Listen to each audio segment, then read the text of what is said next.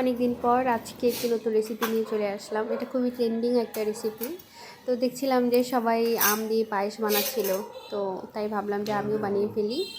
তো যেই ভাবা সেই কাজ, সাথে সাথেই একটা আমের এক ফালি নিয়ে চলে এলাম। কেন হবে না? তো এই আমারই আমটা ছিল আম্রপালি, যেটা খুবই মিষ্টি ছিল। তো আমি একটু মিষ্টি দেখে আমটা চয়েস করেছি। তো আম্রপালি আমের এক পাশটা কেটে সুন্দর করে ছোটো ছোটো করে ফালি করে নিয়েছিলাম।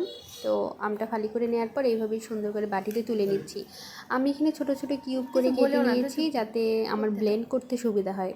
কারণ এই ছোটো ছোটো টুকরোগুলো ব্লেন্ড করে আবার একটু জাল দিয়ে নিতে হবে।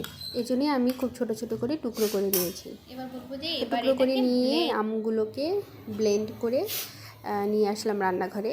তো ব্লেন্ডের সময় আসলে ভিডিওটা করিনি, সুন্দর মতো একটু জল লেগেছিলো আমার, তো একটুখানি জল দিয়ে তারপর আমি সেটাকে একদম ভালোভাবে ব্লেন্ড করেছি যাতে কোনো দানা না থাকে। এরপর একটা প্যান গরম করে সেটাতে আমি এটা ঢেলে দিব। আমি যেহেতু খুবই অল্প পরিমাণে পায়েসটা রান্না করব, তাই এখানে আমার আমের পিউরিটাও আমি কম নিয়েছি। তো আমটা জাল দিতে হবে, কারণ অনেক সময় আমের যে টক ভাবটা থাকে সেটার জন্য পায়েসে যখন আমি আমটা অ্যাড করব তখন সেটা নষ্ট হয়ে যেতে পারে।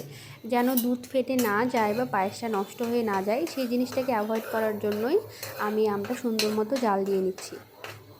তো আমি এখানে মোটামুটি 5 মিনিটের মতো জাল দিয়েছিলাম। 5 মিনিট পরে এই আমের ভিতরে যে এক্সট্রা জলটা ছিল সেটা শুকিয়ে গিয়ে একটা সুন্দর মতো একটা ঘনত্ব চলে এসেছিলো এবং কালারটাও সুন্দর লাল টকটকে চলে এসেছিলো। তো 5 মিনিট পরে যখন এটা ঘন মতো হয়ে এলো, তারপর আমি এটাকে নামিয়ে নিলাম। এবার একটা ছোট্ট আমার চায়ের একটা পাত্র ছিল, এটাতে আমি চা বানাই ডেইলি। এটা খুব বেশি ছোট না, তবে মোটামুটি যথেষ্ট ছিল আর কি, আমাদের দুজনের জন্য পারফেক্ট। তো সেটাতে আমি হচ্ছে 1/2 কেজির মতো দুধ জাল করে নিয়েছি, বা 1/2 কেজির একটু বেশি হবে। আর ওপাশে গরম যে আমের পিউরিটা ছিল সেটা আমি একটা ছোট বাটিতে নামিয়ে নিলাম যেন তাড়াতাড়ি ঠান্ডা হয়ে যায়। তো দুধটা এক বলক উঠে আসার পরে আমি এখানে মোটামুটি ছোটো মতো 5টা ছোটো এলাচ দিয়েছি, আর 2টো তেজপাতা টুকরো টুকরো করে কেটে দিয়েছি যাতে সুঘ্রাণটা বেশি আসে। তো এভাবেই বেশ অনেকক্ষণ ধরে আমি দুধটা জাল করতে থাকবো, যেন দুধটা জাল করতে করতে প্রায় 1/3 পরিমাণ শুকিয়ে আসে। তো দুধটা অনেকটা শুকিয়ে গেলে তারপর এখানে আমি 15 মিনিট ধরে চাল ভিজিয়ে রেখেছিলাম এক সাইডে, তো সেই চালটা একটু একটু করে দিয়ে দিব। তো এই যে আমি জল থেকে চালটা হাত দিয়ে তুলে তুলে দিয়ে দিচ্ছিলাম। চালটা অবশ্যই 15 মিনিট ভিজিয়ে রাখতে হবে, যেহেতু আমি দুধের পরিমাণটা অনেকটা ঘন করে ফেলেছি, অনেকটা কমিয়ে দিয়েছি দুধের পরিমাণটা জাল করে। তাই এখানে চালটা একটু ভিজিয়ে রাখলে সিদ্ধ হতে বেশি সুবিধা হয়, অনেক কম টাইমের মধ্যে সিদ্ধ হয়ে যায়। তো এরপরে চাল দেওয়ার পরে অনবরত আমি এটাকে একটু পরপর নাড়তে থাকবো। তো এভাবে আমি প্রায় 15-20 মিনিট ধরে নেড়েছি। নাড়তে নাড়তে প্রায় চালটা যখন 90%-এর মতো সিদ্ধ হয়ে আসবে, তখন আমি পরিমাপ মতো চিনি দিয়ে দিলাম। তো এখানে আমি চিনিটা চোখের আন্দাজে দিয়েছি, আপনারা চাইলে সেটাকে মেপেও দিতে পারেন।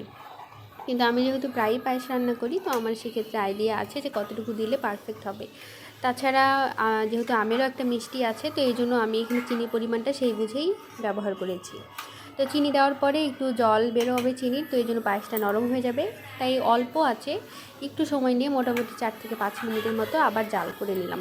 জাল করে নেওয়া শেষে আঁচটা একদম কমিয়ে দিয়ে তারপর আমি এই যে আমের পিউরিটা যেটা ছিল, যেটা আমি জাল করে রেখেছিলাম, সেটা অ্যাড করে দিব। অ্যাড করে সাথে সাথে আমি এটাকে নাড়তে থাকবো যেন দুধ ফেটে যাওয়ার মতো কোনো চান্স না থাকে। তো কিছুটা অ্যাড করে নেড়ে দেওয়ার পরে বাকি যতটুকু ছিল আমার বাটিতে, সেটাও আমি চামচ দিয়ে আস্তে আস্তে করে নামিয়ে দিলাম।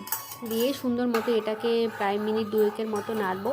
নেড়ে যখন ঘনত্বটা আমার মন মতো চলে আসবে, অনেকেই পায়েস একদমই পাতলা খায়, তবে আমরা একটু ঘন করে খাই।